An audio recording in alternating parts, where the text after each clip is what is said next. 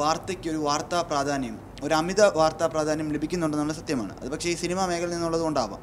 പക്ഷേ ഞാൻ അതിനെ മാധ്യമങ്ങൾ ചൂഷണം ചെയ്യുന്നു എന്നുള്ളതാണ് മാധ്യമ വിചാരണയായിട്ട് വരുന്നത്. അതൊരു പക്ഷേ ഒരു നെഗറ്റീവ് ടേമാണ്. ഞാനിതിനൊരു സാധാ പ്രേക്ഷകൻ എന്നുള്ള നിലയിൽ വളരെ പോസിറ്റീവായിട്ടാണ് കാണുന്നത്. ഇപ്പം ഈ വമ്പൻ സ്രാവ് എന്ന് പറയുന്നത് ജേക്കബ് തോമസ് വിജിലൻസിൻ്റെ ഡയറക്ടറായിട്ടിരുന്നപ്പോൾ അദ്ദേഹം ഉപയോഗിച്ചൊരു വാക്കാണ്. അത് തന്നെയാണ് സുനിലും ഉപയോഗിച്ചിരിക്കുന്നത്. അദ്ദേഹത്തിൻ്റെ ആത്മകഥ വായിച്ച ഒരാളാണ് ഞാൻ. അപ്പം അദ്ദേഹം അതിനകത്ത് എഴുതിയിരിക്കുന്നത് സ്രാവുകളുടെ പ്രത്യേകതയാണ്.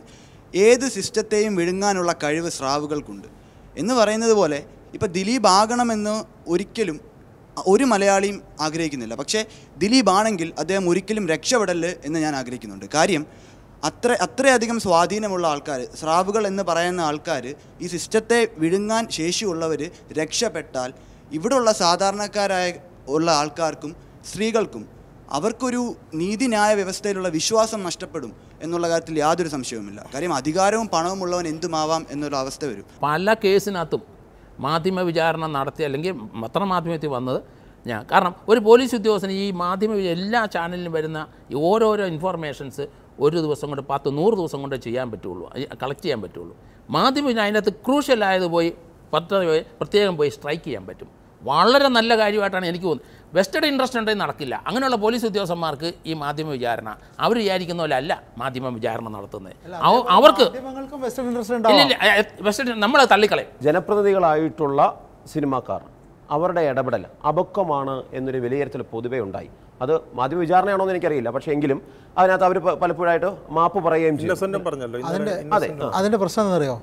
30 വർഷത്തെ മാധ്യമ പ്രവർത്തനം പൂർത്തിയാക്കിയിട്ടാണ് ഞാനിവിടെ വന്നിരിക്കുന്നത്. നമ്മുടെ നാട്ടിൽ സാധാരണ രാഷ്ട്രീയ പൊതുപ്രവർത്തനം നടത്തിയിട്ട് പൊതുജനാധിപത്യ സ്ഥാപനങ്ങളിൽ തിരഞ്ഞെടുക്കപ്പെടുന്നവർ അവർ ഒരുപാട് രാഷ്ട്രീയ പരിചയമുള്ള ആളുകളായിരിക്കും. അത്തരം ആളുകളെയും ഈ ജനപ്രതിനിധികളായിട്ട് ഇപ്പോൾ നമ്മുടെ മുന്നിൽ നിൽക്കുന്ന ഈ സിനിമയിൽ നിന്ന് കടന്നു വന്നവരെയും ഒരേ കണ്ണിൽ കാണരുത്. അത് നമ്മളും കൂടെ, കാരണം എൻ്റെ അടുത്ത് ഒരു 100 ചോദ്യം ചോദിച്ചു കഴിഞ്ഞാലും എന്നെ കുരുക്കുന്ന ഉത്തരം തിരിച്ചു കിട്ടുക എന്നത് പലപ്പോഴും പ്രയാസമായിരിക്കും. എന്നാൽ ഇവരെടുത്ത് 5 ചോദ്യം ചോദിച്ചു കഴിഞ്ഞാൽ ചിലപ്പോൾ 10 ഉത്തരം അവരെടുത്ത് കിട്ടിയെന്നിരിക്കും. അത് അവരുടെ ഈ പരിചയമില്ലായ്മ അതിലൊരു ഘടകമാണ്. അതുകൊണ്ടാണ് ഇന്നസെൻ്റ് കഴിഞ്ഞ ദിവസം മാപ്പ് പറയേണ്ടി വന്നു. അദ്ദേഹം പറഞ്ഞ കാര്യങ്ങൾ അദ്ദേഹം നല്ല ഉദ്ദേശത്തിലാണ് പറഞ്ഞത്. പക്ഷെ പറഞ്ഞ് ചില വാക്കുകൾ രാഷ്ട്രീയ പ്രവർത്തകൻ്റെ, രാഷ്ട്രീയ നേതാവിൻ്റെ വാക്കുകളുമായി തുലനം ചെയ്തുകൊണ്ട് അത് അങ്ങനെ അല്ല, അത് സ്ത്രീ വിരുദ്ധമാണ് എന്ന് നമ്മൾ സ്ഥാപിക്കാൻ ശ്രമിച്ചു. സ്വാഭാവികം അദ്ദേഹം പിന്നെയും മാപ്പ് പറഞ്ഞു. വിക്ടിമിന് ഒരു സഹാനുഭൂതി പ്രകടിപ്പിക്കുന്ന ഒരു വാക്കും സ്റ്റേജിൽ വന്നില്ല. അതിനകത്തൊരു പരിചയം ഒന്നും ആവശ്യമില്ല, അത് വന്നില്ല. അത് മറ്റൊരു വിഷയമാണല്ലോ. സ്വന്തം കുടുംബത്തിൽ അംഗത്തിന് ദുര്യോഗം ഉണ്ടായാൽ ഇതുപോലെ ചെയ്യുമോ? അത് മറ്റൊരു വിഷയമാണ്. അമ്മയുടെ അമ്മ എന്ന സംഘടനയുടെ നിലപാട്. അമ്മയുടെ ഈ പത്രസമ്മേളനം നമ്മളൊക്കെ ലൈവായിട്ട് കണ്ടതാ, പലവട്ടം കണ്ടു. നമുക്ക് വീണ്ടും അത് മനസ്സിലാക്കാൻ വേണ്ടി ഞാനത് പലവട്ടം കാണുകയുണ്ടായി. അതിപ്പം മാധ്യമപ്രവർത്തകരോട് ഒച്ച സംസാരിക്കരുതെന്നൊരു നിയമം ഉള്ളത് കൊണ്ടൊന്നുമല്ല. താങ്കൾ പറഞ്ഞ അതിനകത്തെ ശരി. താങ്കൾ പറഞ്ഞ അതായത് ഒരു വിഷയം അതവിടെ നിൽക്കട്ടെ. അല്ലല്ല, ഞാൻ പറഞ്ഞത്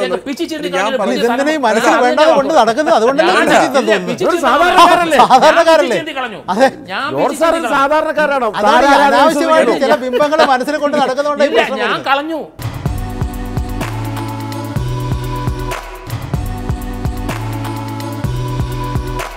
മാധ്യമ വിചാരണ എന്നൊക്കെ പറയുന്നുണ്ട്. ഞാനിപ്പോൾ ഒരു കാര്യം പറയട്ടെ. ഇന്നത്തെ കാലത്ത് ഒരു കൊച്ചുകുട്ടിയായാൽ പോലും അതിനൊരു വ്യക്തമായ നിലപാട് രാഷ്ട്രീയത്തിനുമുണ്ട്.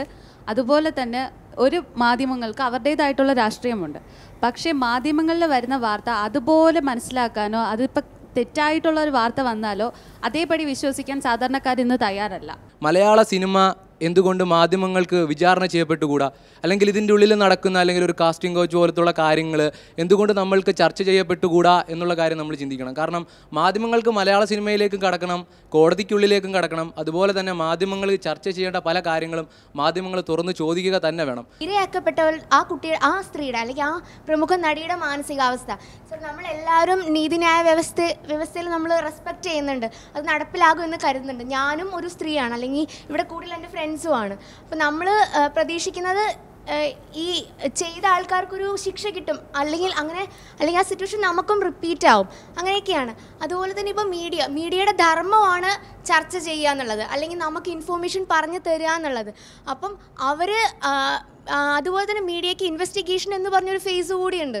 അപ്പോൾ ഡിസ്കഷനും ഡിബേറ്റ്സൊക്കെ നടക്കുമ്പോൾ നമുക്ക് കൂടുതൽ ഇൻഫോർമേഷൻ കിട്ടുന്നു.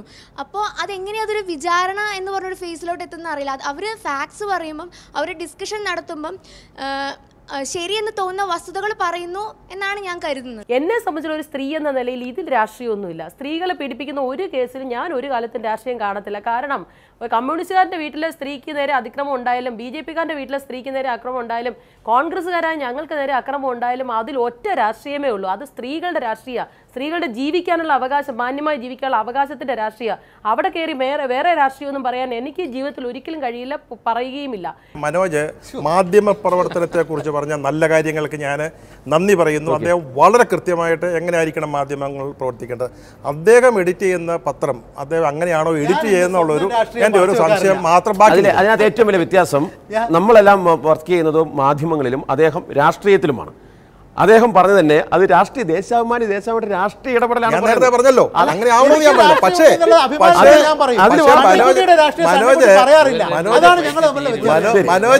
മനോജ് ഇങ്ങനെ ആയിരിക്കണം മാധ്യമ പ്രവർത്തകർ എന്ന ഒരു കൃത്യമായ ഒരു ഫ്രെയിം ഉണ്ടാക്കിയിട്ട് അങ്ങനെയാണോ അദ്ദേഹം പത്രം എഡിറ്റ് ചെയ്യുന്നത് ഞാൻ ചോദിച്ചുള്ളൂ. എന്തായാലും ഈ മാധ്യമ വിചാരണ വമ്പൻസ്രാവുകളെ രക്ഷിക്കുമോ എന്നുള്ള കാര്യം കാത്തിരുന്ന് കാണേണ്ടിയിരിക്കുന്നു. എന്തായാലും അടുത്ത ആഴ്ച മറ്റൊരു വിഷയമായി വീണ്ടും കാണാം. നല്ല നമസ്കാരം.